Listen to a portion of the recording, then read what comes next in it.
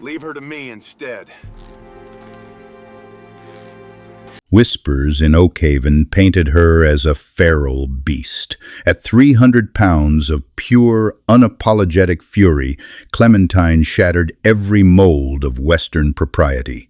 They swore no man could ever break her. They were right, but a quiet rancher named Wyatt never intended to break her. He wanted her unleashed.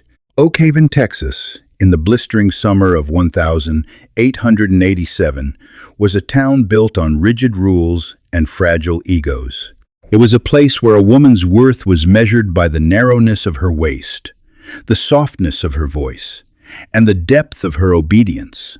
Clementine Gallagher possessed none of these things. She was a mountain of a woman, carrying nearly 300 pounds on a frame built for hard labor, resilience, and survival. While the respectable ladies of Oakhaven squeezed themselves into agonizing whalebone corsets and shielded their delicate complexions with lace parasols, Clementine wore thick men's denim, heavy leather suspenders, and work boots perpetually caked in the red clay of the Double G Ranch. She had thick, sun-kissed arms that could haul a struggling calf out of a muddy ravine, and a broad, soft belly that pressed proudly against her flannel shirts. She took up space in a world that aggressively demanded women shrink themselves into nothingness. Because she refused to be small, the town decided she had to be monstrous. The local gossip mill, spearheaded by the fiercely judgmental Agatha Pendleton, churned out daily venom about Clementine. They called her a wild hog, an unlovable spinster, a woman completely devoid of grace or femininity. If a fence broke on a neighboring property, it was blamed on Clementine's heavy-footed trespassing. If a saloon brawl spilled into the street, they whispered that Clementine had probably started it with her foul, unladylike temper. She was entirely ostracized, forced to live a solitary life on the edges of society, maintaining her late father's cattle ranch single-handedly. Clementine had long ago accepted her fate. She armored herself in anger and an unapologetic wildness. If they wanted a beast, she would give them one. She drank straight whiskey, cursed loud enough to rattle the stained glass of the local chapel, and shot the heads off rattlesnakes from 50 paces. It was on a sweltering Tuesday afternoon that Wyatt Caldwell first laid eyes on her. Wyatt was a newcomer, a man with dust on his coat and shadows in his eyes. A former lawman turned cattle drover, he possessed a quiet, stoic demeanor that missed absolutely nothing. He was leaning against the wooden post outside Josiah Abernathy's mercantile, rolling a cigarette, when the peaceful afternoon was shattered by a commotion. A heavy freight wagon, overloaded with timber, was rattling dangerously down Main Street. The team of 4 draft horses had been spooked by a backfiring pistol down by the saloon. They were plunging forward in a blind panic, dragging the careening wagon directly toward a group of terrified children frozen in front of the apothecary. Men shouted and scrambled out of the way. The sheriff, Amos Tully, stood paralyzed on the boardwalk. Before Wyatt could even draw breath to move, the doors of the mercantile burst open. Clementine Gallagher stepped out. She didn't scream. She didn't hesitate. Moving with a shocking, terrifying speed for a woman of her substantial girth, she threw herself off the boardwalk and directly into the path of the oncoming team. She didn't wave her arms frantically. She planted her heavy boots firmly into the dirt, squared her wide, solid shoulders, and timed her strike perfectly. As the lead horse passed, she lunged, her thick, powerful hands closing like iron vises around the leather harness. The sheer momentum lifted her off her feet for a fraction of a second, but Clementine used her incredible weight to her absolute advantage. She slammed her boots back into the dirt, leaning all 300 pounds of her mass backward, becoming an unmovable human anchor. Her muscles strained, the fabric of her shirt tearing at the shoulder, but she bellowed a deep, guttural command, dragging the terrified animals to a violent, dust-choking halt just inches from the apothecary's porch. Silence for tips of over Oakhaven. The dust settled, revealing Clementine standing amidst the panting horses, her chest heaving, dirt smudged across her flushed, round cheeks. Instead of gratitude, the town reacted with disgust. Agatha Pendleton gasped, covering her face with a handkerchief. "Dear Lord, look at her," she hissed to a bystander, "like a feral beast wrestling in the mud. No decent woman would make such a spectacle." Josiah Abernathy stepped out of his store, shaking his head. "Told you," he muttered to Wyatt, who was still standing by the post. "That's the Gallagher woman. Too wild to love, too big to hold. She's a menace to decent folks, utterly untamable." Wyatt didn't respond to Josiah. He didn't blink. His dark eyes remained fixed on Clementine as she calmly untangled the horses, patted the trembling lead mare with surprisingly gentle, thick fingers, and then turned to walk back to her buckboard wagon. She ignored the stares. She was used to being looked at like a freak show attraction. But as she walked away, Wyatt felt an unfamiliar jolt in his chest. He had spent his life surrounded by fragile things that broke too easily in this harsh western frontier. He had seen delicate women wilt under the Texas sun and men shatter under pressure. In Clementine, he didn't see a feral beast. He saw a force of nature. He saw a woman whose immense size and staggering strength were magnificent. "Untamable," Wyatt whispered to himself, taking a slow drag of his cigarette. A small, rare smile touched the corner of his lips. Clementine's wild reputation was more than just a social hindrance. It was rapidly becoming a severe liability. Her land, the Double G, sat on the most reliable water source in the entire valley, a fact that had not escaped the notice of Bartholomew Croft. Croft was a wealthy, ruthless cattle baron who had been systematically swallowing up every small ranch in Oakhaven. He used intimidation, predatory lending, and the corrupt Sheriff Tully to achieve his ends. Clementine was his final holdout. Croft despised her. He hated that a woman, especially an obese, unmarried woman who refused to bend her knee to any man, was defying him. He had spent months trying to starve her out, cutting off her access to the town's supply lines and bribing ranch hands not to work for her. 3 days after the incident with the wagon, the tension finally boiled over. Clementine had come into town to collect a meager order of grain she had been forced to order from a neighboring county. As she was loading the heavy sacks into the back of her buckboard with singular, grueling effort, she was surrounded. 4 of Croft's hired guns, led by a scarred brute named Hollis, boxed her in. "Need a hand, sweet pea?" Hollis sneered, spitting a stream of tobacco juice mere inches from Clementine's boots. The other men chuckled, their eyes traveling over her large, imposing figure with blatant disgust. "Or maybe a hoist? Don't know how a horse can even carry a broad as wide as a barn." Clementine didn't flinch. She dropped the 50-pound sack of grain into the wagon bed with a heavy thud, her heart hammering a furious rhythm against her ribs. She was entirely alone. The townsfolk on the street, including Sheriff Tully, actively turned their backs, suddenly finding the storefronts fascinating. They wanted this. They wanted Croft to finally rid them of the town's resident monster.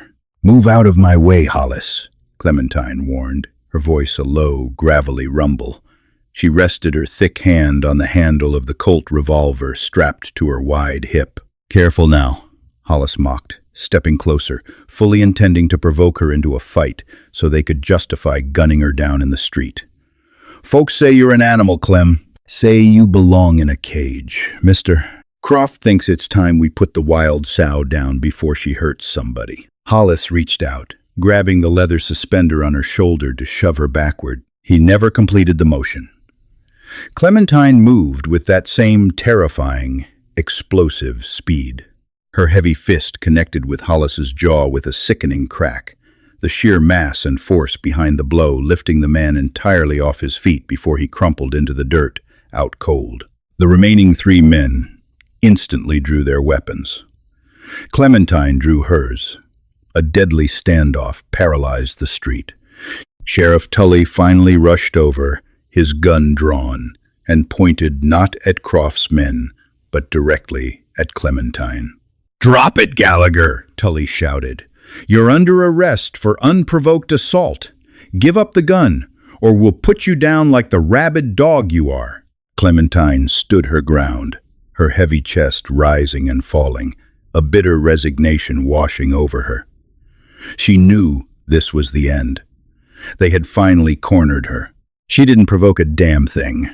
A calm, deeply resonant voice echoed across the dusty street. The men turned. Stepping out from the shadows of the saloon awning was Wyatt Caldwell. He didn't look like a dusty drifter anymore. He stood tall, his coat pulled back to reveal the twin pearl-handled revolvers holstered low on his hips, the unmistakable mark of a man who made his living in violence. His thumbs were casually hooked into his gun belt, but his eyes were entirely devoid of warmth. "Who the hell are you?" Sheriff Tully demanded, his gun wavering.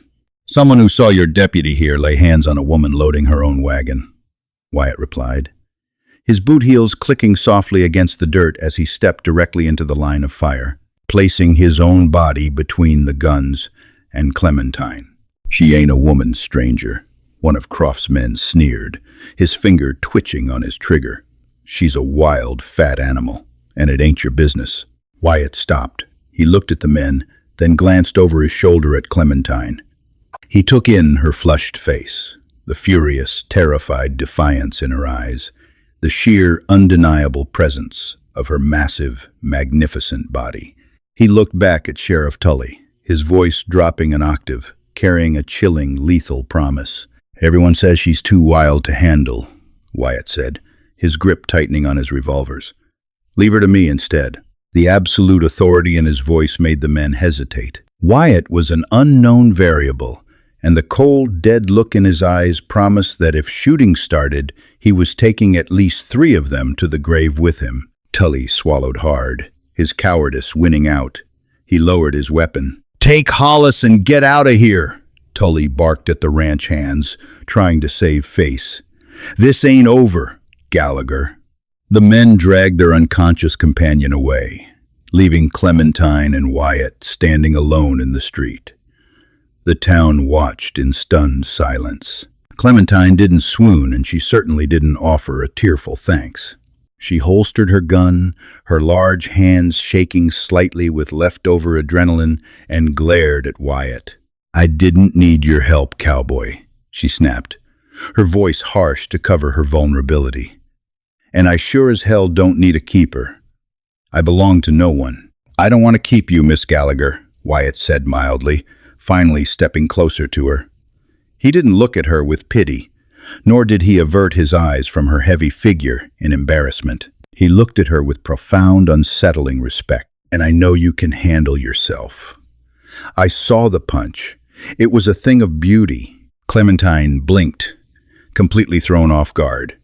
No man had ever complimented her violence before. "Then why did you step in?" "Because I'm a man who needs a place to graze 300 head of cattle for the winter," Wyatt stated plainly, looking her dead in the eye. "And you are a woman with the best water rights in the county, currently at war with a man who has 50 hired guns. You have the land, I have the guns. I propose a partnership." Clementine let out a harsh, barking laugh, crossing her thick arms over her chest. "A partnership? You want to live on the double G? With me? The town's resident monster? Croft will paint a target on your back just for breathing my air." "I've had targets on my back before," Wyatt replied smoothly. His gaze drifted down her form, taking in the soft curve of her belly and the powerful thickness of her thighs, before returning to her eyes. The look sent an involuntary, shocking shiver down Clementine's spine. It wasn't a look of disgust. It was a look of raw, unvarnished hunger. And as for the monster, I've never been much for polite society. I prefer things that are wild. He tipped his hat, turning toward his horse. "I'll ride out to your place tomorrow at dawn. We can draw up the terms over coffee. If you make it black enough to melt a horseshoe, we'll get along just fine." Clementine watched him ride away, her heart pounding a frantic new rhythm. For the first time in her life, the armor she wore so heavily didn't feel necessary. Wyatt Caldwell hadn't looked at her and seen a problem to be solved or a beast to be slain. He had looked at her vast, untamable spirit and boldly stepped into the cage with her. True to his word, Wyatt Caldwell materialized out of the morning mist, just as the Texas sun began to bleed orange over the horizon. Clementine was already hip-deep in the grueling labor of running the Double G alone. She was hauling heavy, sloshing buckets of water from the main pump to the cattle troughs, her breath pluming in the cool dawn air. She wore no corset, only a loose muslin shirt tucked into heavy denim trousers held up by her thick leather suspenders. She made no effort to disguise the vast width of her hips or the heavy, protruding softness of her belly. Wyatt rode his roan stallion into the yard, leading a string of pack mules. He didn't interrupt her work. Instead, he dismounted in silence, stripped off his coat, rolled up his sleeves, and picked up a pitchfork to begin clearing out the main barn. They worked in a strange, synchronized rhythm for 3 hours before either spoke a word. It wasn't until Clementine walked up to the fence line with 2 tin cups of pitch-black boiling coffee that the silence broke. "Told you to make it strong enough to melt a horseshoe," Wyatt remarked, taking the tin cup. His fingers brushed against her thick knuckles.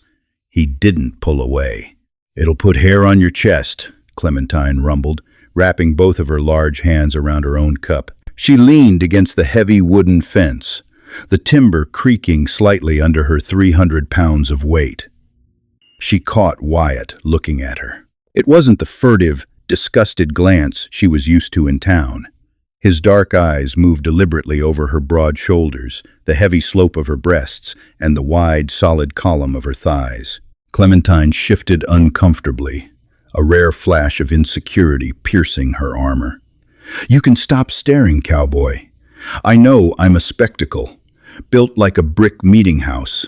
"You're built like a survivor," Wyatt corrected her, taking a slow sip of the scalding coffee. He stepped closer, invading her personal space in a way no man ever had. "The women in my world, they blow away in the first stiff wind. They starve, they break, they surrender. But you're rooted to the earth, Clementine. You are an absolute marvel." Clementine's breath hitched. She stared down at him, searching his stoic face for a cruel punchline, a joke, or a sneer. There was none. Only a raw, unvarnished hunger that made her pulse thunder in her ears. He reached out, his calloused hand resting casually on the swell of her wide waist. The warmth of his palms seeped through her shirt, sending a dangerous, unfamiliar thrill straight to her core. "I didn't just come here for the water, Clementine," Wyatt said, his voice dropping to a low murmur. He set his coffee down on the fence post and reached inside his leather saddlebag. He pulled out a folded parchment, heavily creased, bearing an official wax seal. He handed it to her. Clementine wiped her dusty hands on her trousers and opened it. Her brow furrowed. It was a formal directive from Austin, signed by Texas Ranger Captain Bill McDonald, authorizing Wyatt Caldwell to operate as a clandestine state investigator. "You're a lawman," Clementine breathed, looking up at him in shock. "Undercover." Wyatt nodded, his expression turning grim. "Bartholomew Croft isn't just bullying local ranchers. He's running a massive cattle smuggling syndicate, washing stolen Mexican herds through Oak Haven and bribing county officials to look the other way. We needed concrete proof of his extortion rackets on this side of the border to authorize federal marshals to move in. Sheriff Tully is on Croft's payroll, so local law was useless. I needed a way to flush Croft out, force him to make a desperate move." A cold spike of betrayal drove itself into Clementine's chest. She took a step back, breaking his touch. Her heavy face flushed with sudden fury. "So, you used me. You used the town's fat, friendless pariah as bait to trap your rat." "I took an assignment," Wyatt said, closing the distance between them again, his voice urgent and fierce. He reached out, taking both of her massive hands in his. "The job brought me to the Double G. But it didn't make me pull my guns for you yesterday. And it didn't make me look at you the way I am looking at you right now. I came for a wealthy cattle baron, Clementine. But I am staying for you." Before she could process the confession, the distant sound of thunder rumbled across the valley. But there were no clouds in the sky. Wyatt's head snapped toward the eastern ridge. "That's not weather," he hissed, his hand dropping instinctively to his pearl-handled revolvers. "That's riders." Over the crest of the hill, a cloud of dust billowed into the morning air. Croft wasn't waiting to starve her out anymore. Wyatt's presence had accelerated the timeline. They were coming to take the Double G by force. "Get to the house!" Wyatt yelled, drawing his weapons as the first crack of rifle fire echoed across the pasture. Dirt exploded near Clementine's heavy boots. She didn't run for the house. Instead, she sprinted toward the main barn, her immense frame moving with the terrifying momentum of a runaway locomotive. "My guns are in the tack room," she roared over her shoulder. A dozen men poured into the valley, riding hard, their faces covered with bandanas.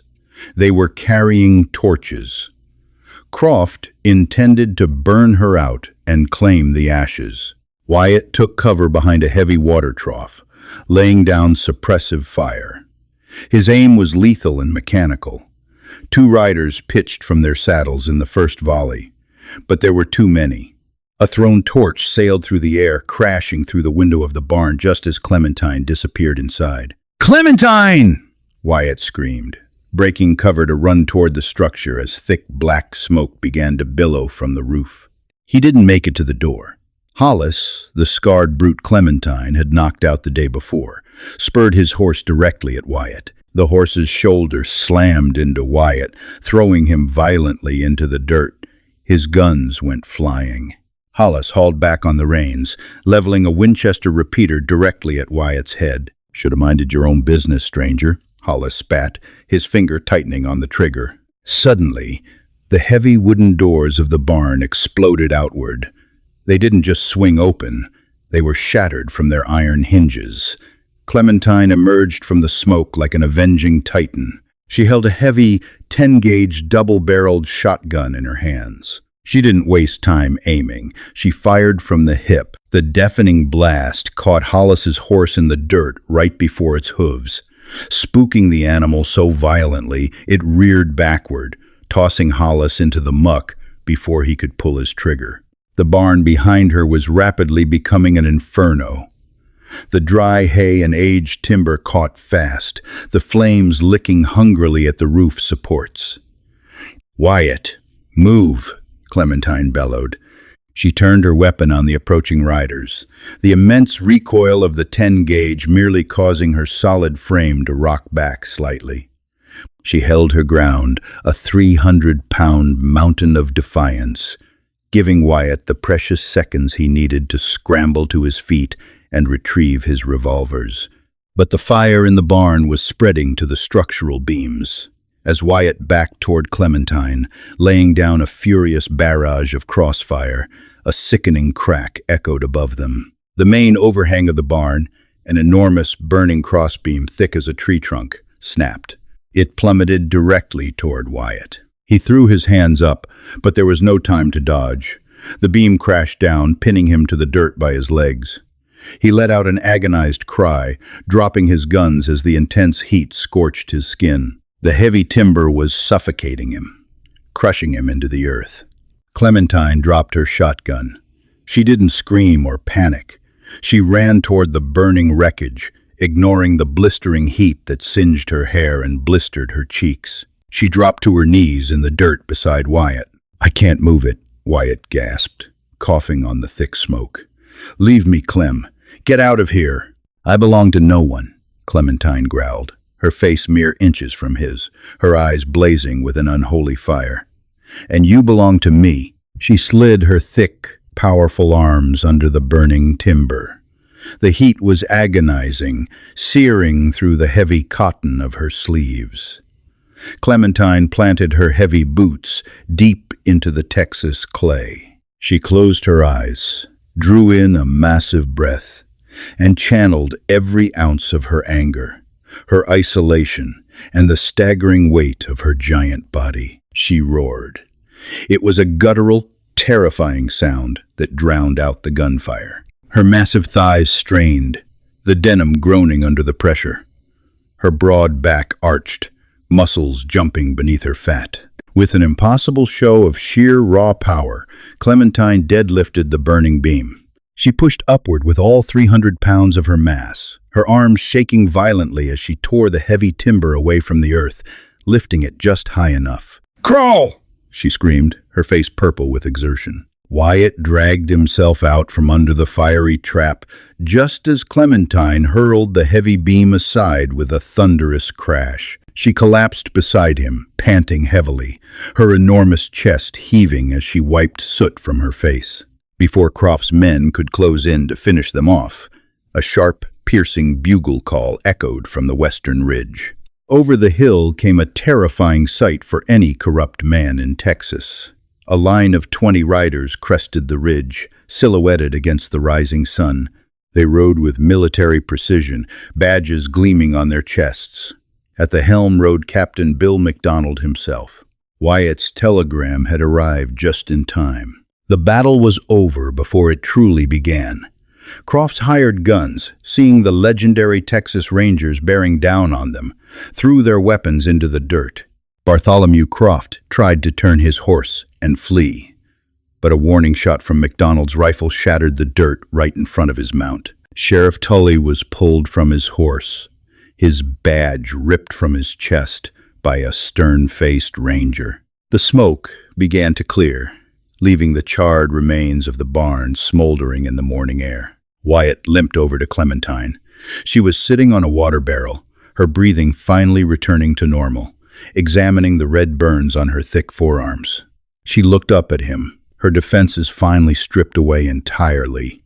She was exhausted, soot-stained, and massive, and she had never looked more beautiful to him. Wyatt didn't hesitate.